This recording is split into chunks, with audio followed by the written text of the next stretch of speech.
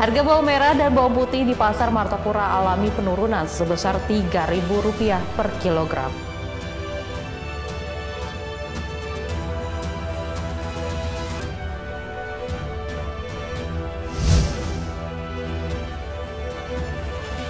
Gubernur Kalsel Sabirenor memulai melaksanakan turun ke desa Turdes ke-10 menuju 11 kabupaten se-Kalsel.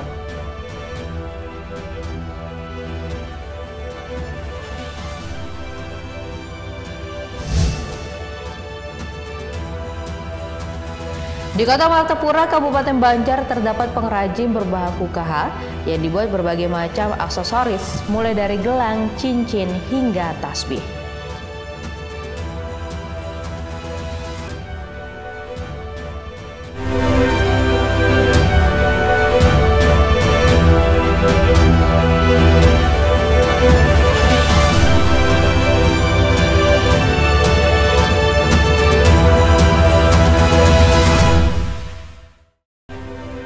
Selamat malam pemirsa Banua, berjumpa lagi dalam iNews Kalsel, program berita dan informasi iNews Banjarmasin.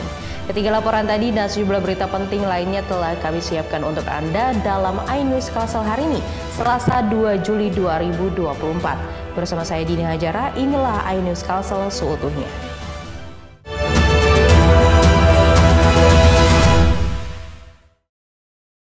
Harga bawang merah dan bawang putih di Pasar Martapura alami penurunan sebesar Rp3.000 per kilogram. Penurunan baru terjadi hari ini setelah kemarin sejak Idul Adha harga bawang masih cukup tinggi. Harga bawang merah dan bawang putih di Pasar Martapura, Kabupaten Banjar alami penurunan sebesar Rp3.000. Penurunan harga bawang ini terjadi mulai hari ini, di mana harga bawang merah yang ukuran besar kini per 1 kilonya seharga Rp30.000. Sedangkan untuk bawang merah ukuran kecil di angka Rp26.000 per kilonya. Sementara untuk bawang putih harga per kilonya sebesar Rp30.000 dari harga sebelumnya Rp33.000 per kilogram. Salah satu pedagang bawang mengatakan penurunan baru terjadi hari ini setelah kemarin sejak Idul Adha harga bawang cukup tinggi. Bawang 30.000 yang ganal, yang halusnya 26. Udah berapa lama harga kayak itu? Hari ini, baru hari ini. Baru hari ini. Iya. Ada berapa penurunannya? Hari ini per hari ini berapa? 2.000, 3.000-an lah. 3.000-an turunnya. Sedangkan untuk stok bawang merah dan bawang putih dipastikan aman, karena saat ini sebagian petani bawang sedang panen. Dari Kabupaten Banjar, Sairi, iNews melaporkan. Gubernur Kalsel Sabirenor memulai melaksanakan turun ke desa Turdes ke-10 menuju 11 kabupaten se-Kalsel. Informasinya sesaat lagi hanya di iNews Kalsel.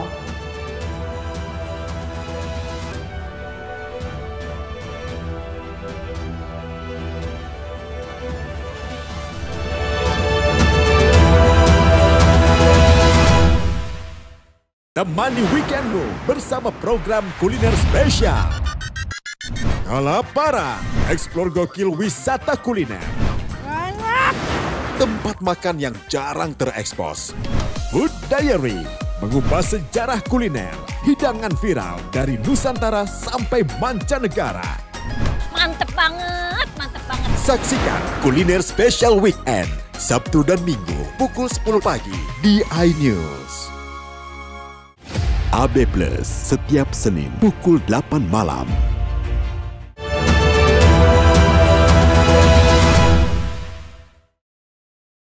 Terima kasih pemirsa, tetap bersama kami. Gubernur Kalsel Sabirenor memulai melaksanakan turun ke desa Turdes ke-10 menuju 11 kabupaten se-Kalsel. Turdes kali ini bertujuan meningkatkan kesadaran masyarakat tentang pentingnya Germas Cinta Banua dalam rangka mencapai Indonesia Emas 2045.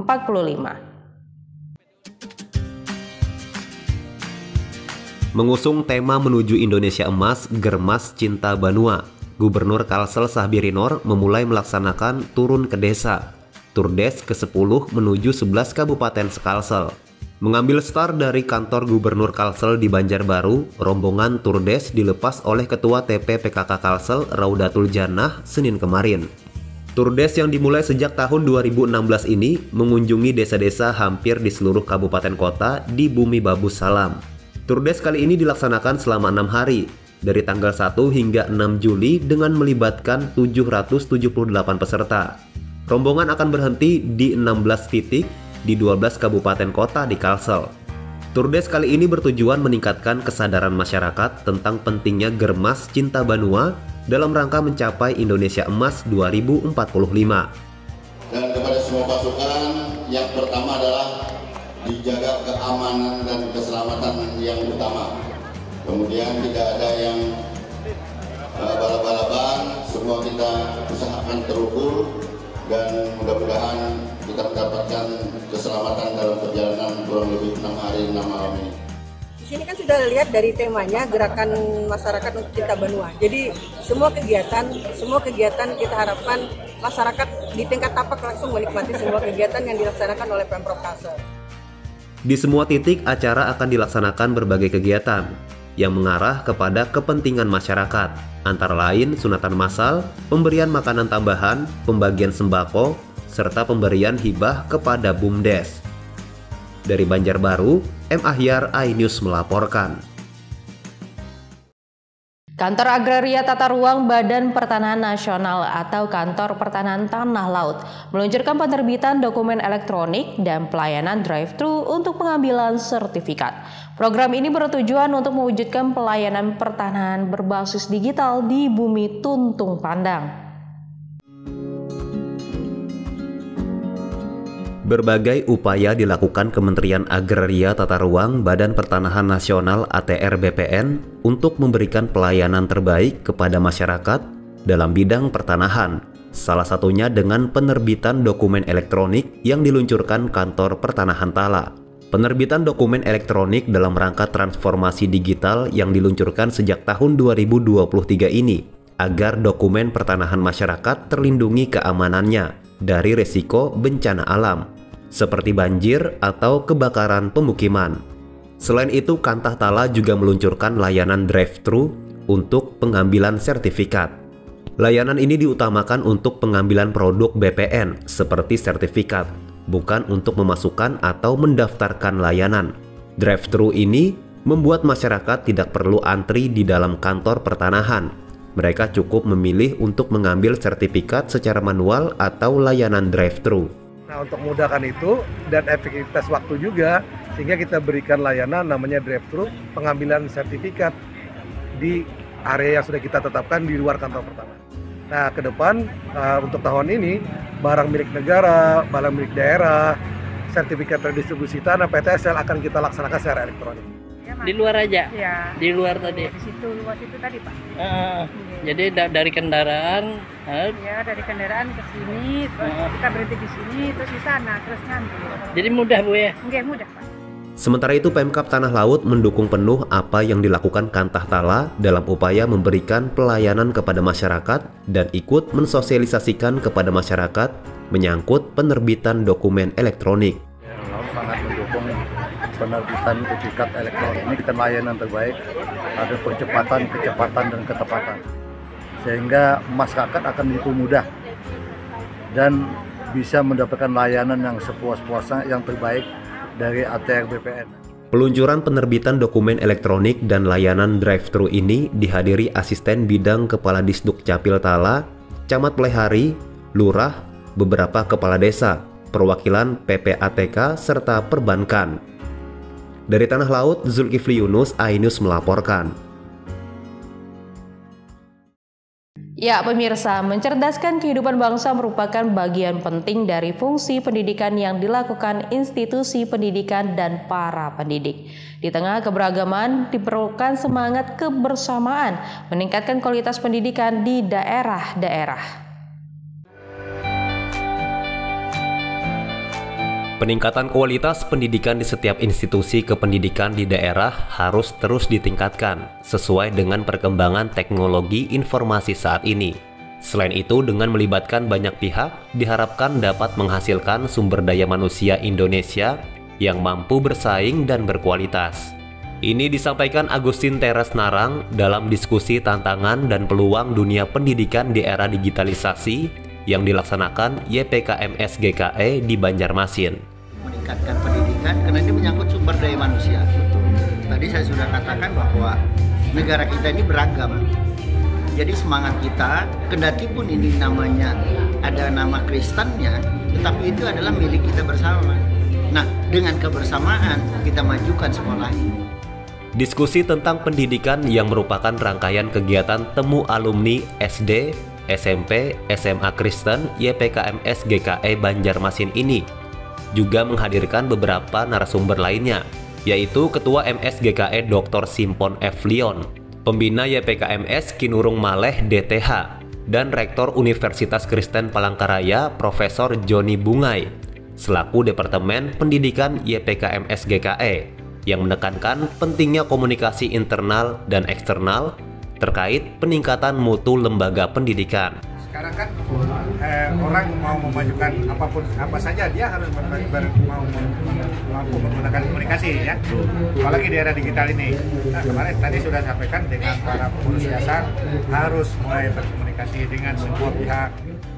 Sementara itu, Ketua Majelis Sinode GKE Dr. Simpon F. Leon menekankan pentingnya partisipasi banyak pihak guna peningkatan kualitas pendidikan khususnya di daerah-daerah, dan ini menjadi salah satu perhatian bagi penata layanan program MS GKE. Pembina YPKMS Dr. Kinurung Maleh menekankan pada pentingnya data dan pengarsipan bagi lembaga pendidikan. Di antaranya data sejarah perjalanan lembaga pendidikan dan data para alumnus bagi kesinambungan, dukungan dan peningkatan lembaga pendidikan khususnya di lingkup YPKMS GKE dan lebih luas lagi bagi setiap lembaga pendidikan yang ada. Dari Banjarmasin, Franky Nayawan, iNews melaporkan.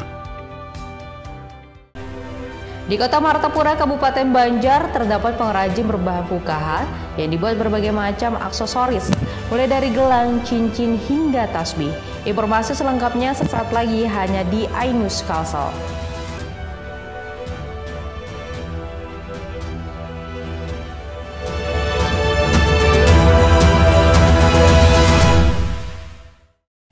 AB Plus setiap Senin pukul 8 malam. Championship kembali digelar. For the first time, we go green. Balapan lengkap sepanjang tahun. Beradu kecepatan menjadi sang juara.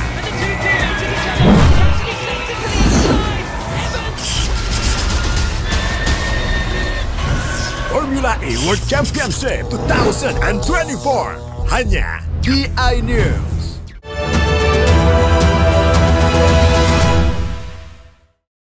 Pemirsa, Anda masih di iNews Kalsel.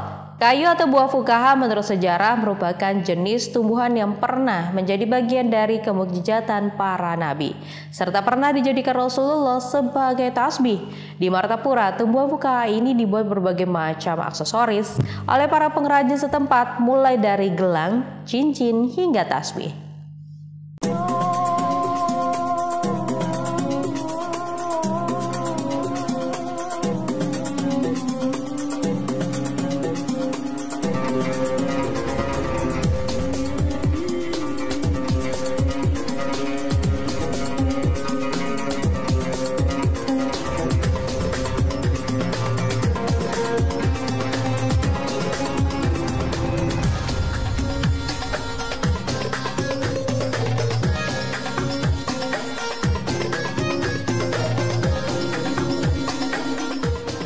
Kerajinan kayu atau buah fukaha menjadi salah satu kerajinan tangan yang digeluti masyarakat di Martapura.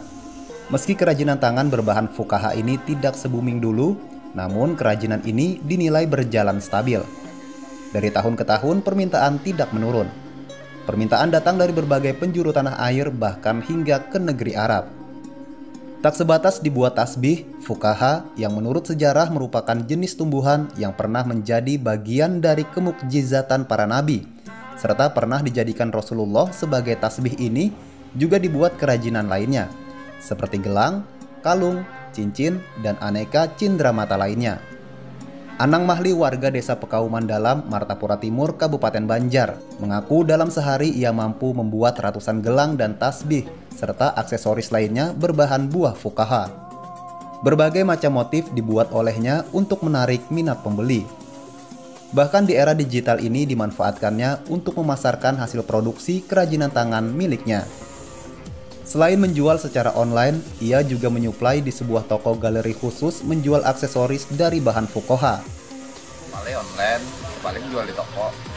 Bos, masuk. Motif apa yang banyak dicari orang di sini nih? Tasbih, tulangan, amor, piramid. Selain diyakini sebagai tumbuhan yang memiliki tuah, fukaha juga dianggap bermanfaat untuk kesehatan. Bahkan menurut sebagian dipercaya dapat menghindarkan dari bahaya musibah. Dari Kabupaten Banjar, Zainal Hakim, iNews melaporkan.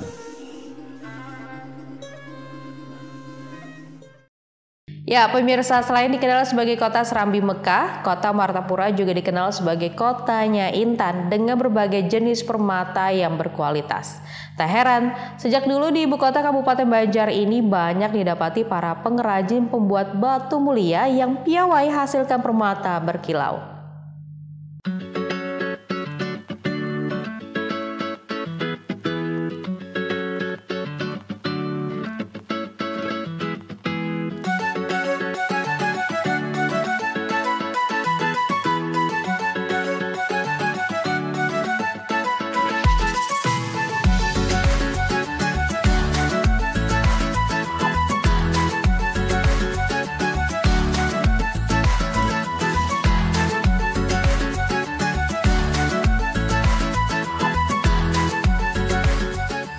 Sudah tidak diragukan lagi, pembuatan permata dengan kualitas terbaik berada di Kota Martapura, Kabupaten Banjar.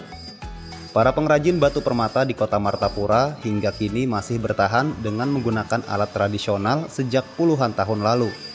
Dengan kemampuan dan pengalaman yang dimiliki, para perajin batu mulia ini mampu menghasilkan kilauan berlian yang mampu memikat mata siapa saja yang melihatnya. Tak heran batu mulia asal wilayah ini sudah menjadi incaran para wisatawan yang berkunjung. Hasil olahan batu mulia yang dikerjakan oleh perajin ini sepenuhnya bisa didapat di pertokoan Cahaya Bumi Selamat yang terletak di jantung Kota Martapura.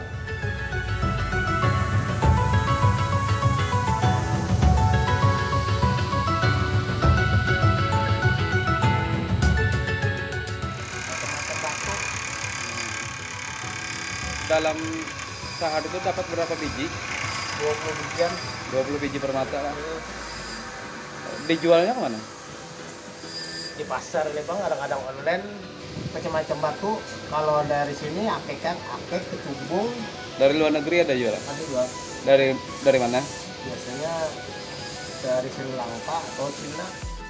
Pertokoan Cahaya Bumi Selamat merupakan ikon sebagai pusat penjualan berbagai jenis permata di Kalimantan Selatan. Bahkan untuk menjamin kualitas batu mulia yang diolah dan dijual di tempat ini, terdapat lembaga pengembangan dan sertifikasi batu mulia, penjamin keaslian batu yang hanya ada di Martapura.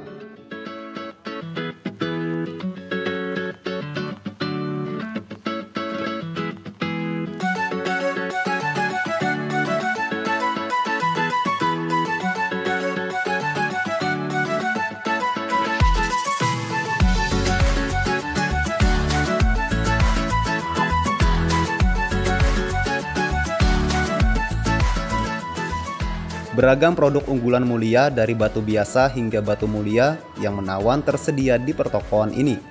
Harganya pun ditawarkan dengan berbagai tingkatan, dari harga puluhan ribu hingga miliaran rupiah. Ada batu sapir, ada merah ruby, ada yakut, ada kecubung. Kan kalau khas sini kan kecubung, kecubung itu bermacam-macam. Ada kecubung air, ada kecubung kopi, ada kecubung teh. Sampai berlian ada jual bang? Ada jual berlian. Oke. Dari semua jenis itu yang paling mahal jenis apa? Sapir biasanya. Sapir. Biasa. Sapirnya sapir Sri Lanka. Ada dijual di sini juga dari luar bang? Ada juga. Selain dari Sri Lanka dari mana aja lagi kalau batu luarnya? Ada yang dari Kolombia, kayak jambrut kan Kolombia ya pak. Karena kan di sini terkenal banyak intan, berbagai macam jenis, mulai dari dari lokal sampai luar negeri. Oke, untuk harganya gimana Mas di sini Mas? Alhamdulillah sangat ramah kantong. Tadi kita lihat mulai harga 50.000 sampai yang harga jutaan.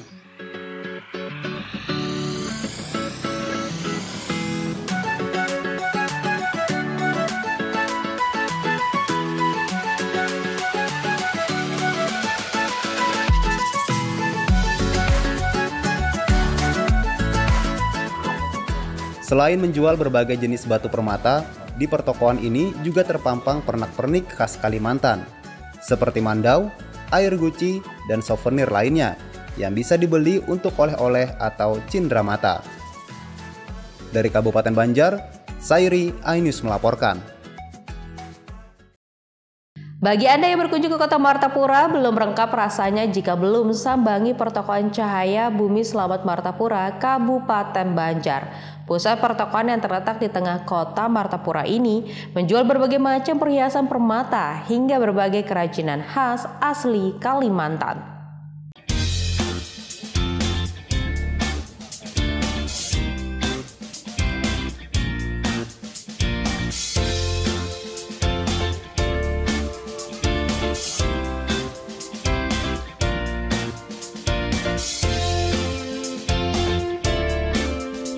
Martapura selain dikenal sebagai kota Serambi Mekah, juga dikenal sebagai kota Intan di Kalimantan Selatan, dengan berbagai jenis permata dan beragam produk kerajinan daerah yang tersedia di sentral permata pertokoan Cahaya Bumi Selamat di Jalan Ahmad Yani kilometer 39 Martapura. Keberadaan pertokoan Cahaya Bumi Selamat yang menjadi sentra penjualan permata ini menjadikannya salah satu tempat yang wajib dikunjungi oleh para wisatawan lokal maupun mancanegara saat berkunjung ke kota ini. Bahkan tempat ini kerap dijadikan destinasi berbelanja oleh-oleh khas Kalimantan Selatan oleh selebriti tanah air saat berkunjung ke Kalimantan. Di sini berbagai jenis bebatuan mulia tersedia. Tidak hanya intan, namun ada juga batu aki, kecubung, safir, rubi, dan sebagainya. Kualitas permata serta batu mulia lainnya juga dijual di komplek pertokoan ini. Sudah tak diragukan lagi, intan Martapura kualitasnya sudah diakui oleh dunia. Batu permata diolah menjadi berbagai bentuk hiasan seperti gelang, liontin, cincin, bros, anting, dan perhiasan lainnya. Pengolahan batu-batu permata ini pun banyak dilakukan oleh para pengrajin permata yang ada di Martapura. Saya untuk koleksi di rumah biasanya, jadi saya sering di sini produk-produk kualitas. Dan saya juga sering membeli barang dan mengirimkan ke luar-luar daerah juga. Macam-macam kita ada dari kecubung, durian Banjar, sama safir, jamrut juga yang jenis batu mulianya juga kan. Selain didapati banyak permata khas Kalimantan Selatan, di pertokoan Cahaya Bumi Selamat ini juga disediakan berbagai macam kerajinan khas Kalimantan, dari berbagai olahan anyaman hingga pajangan rumah. Setiap harinya kawasan pertokoan Cahaya Bumi Selamat ini ramai dikunjungi wisatawan untuk berburu perhiasan serta olahan kerajinan tangan khas Kalimantan. Nah, bagi Anda yang berkunjung ke Kota Martapura, rugi rasanya jika tak berkunjung ke tempat ini. Terlebih bagi Anda para kolektor batu-batu mulia. Dari Kabupaten Banjar, Zainal Hakim, iNews melaporkan. Siapa sangka tanaman purun yang dianggap gulma dapat diolah menjadi kerajinan tangan berkualitas ekspor. Di Kampung Purun, Kelurahan Palem, Kota Banjarbaru, aneka kerajinan purun seperti tas, tikar, topi diolah sangat menarik dan diminati hingga ke mancanegara.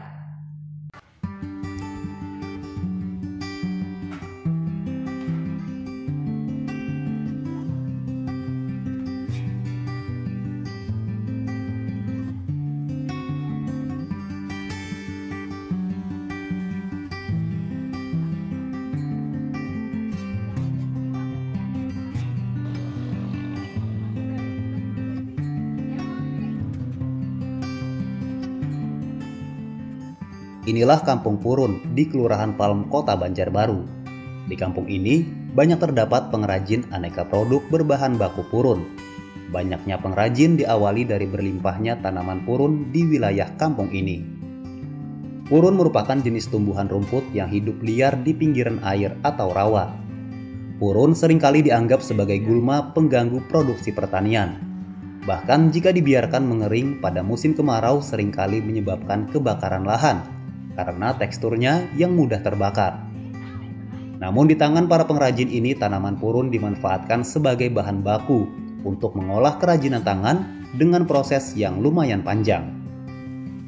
Purun yang sudah dipetik kemudian dijemur hingga kering di bawah terik matahari. Setelah kering, batang purun yang telah diikat ditumbuk dengan mesin khusus hingga gepeng.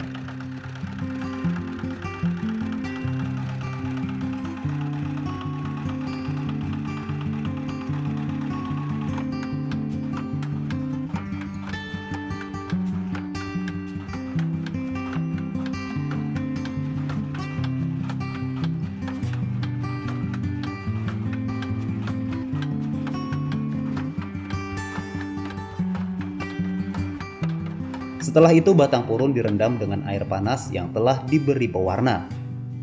Selanjutnya dijemur kembali agar warna tidak luntur. Dan kemudian proses penganyaman untuk dijadikan aneka kerajinan tangan pun dimulai.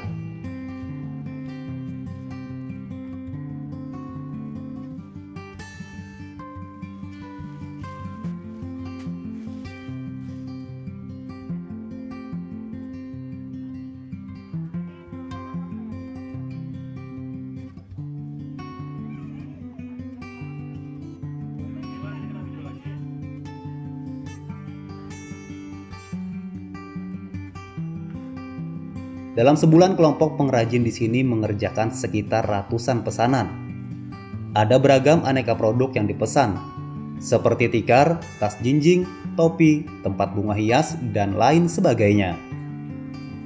Ulun jadi pengrajin purun sejak 2016 sampai saat ini.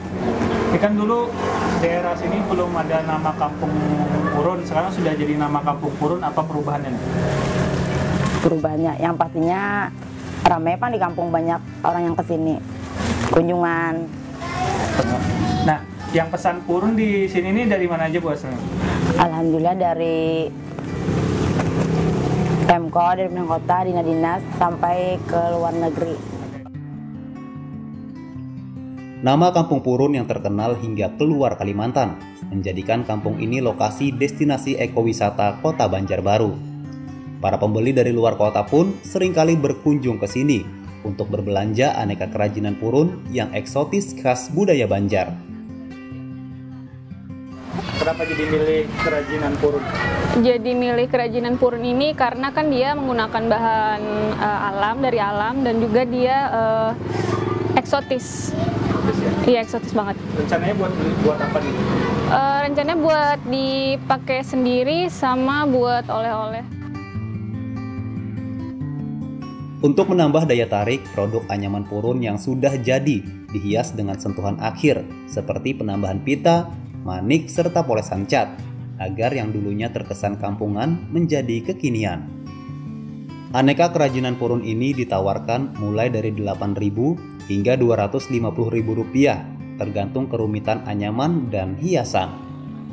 Meski terlihat sederhana, anyaman purun ini sudah beredar hingga mancanegara oleh para eksportir yang mengambil langsung di kampung purun ini. Dari Banjarbaru, Denny M. Yunus, iNews melaporkan.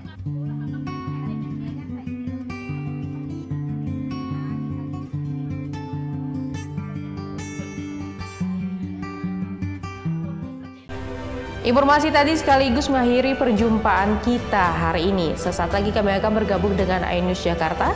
Saya Dini Hajara dan seluruh kerabat kerja yang bertugas mengucapkan terima kasih atas perhatian piasa berataan dan sampai jumpa.